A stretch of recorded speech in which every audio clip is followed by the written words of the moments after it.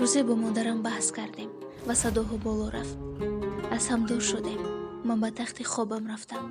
ба худованд қасам андо ақлу қалбамро гирифта буд. мисли ҳамеша сарамро рӯи болиш гузоштам.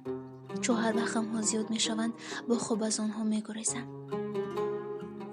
рӯзи дигар пас аз итмоми дарсҳо дар донишгоҳ телефонамро гирифтаму ба модарам паём менавиштам, то баъди васила аз ӯ дилҷӯӣ кунам.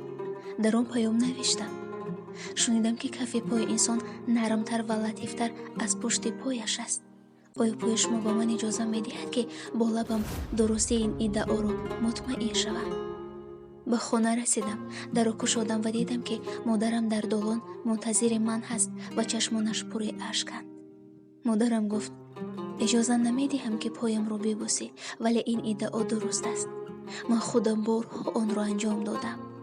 вақте кӯчак будӣ, ман ҳамеша кафу пушти пои туро мебусидам. ашк аз чашмонам сарозир шуд.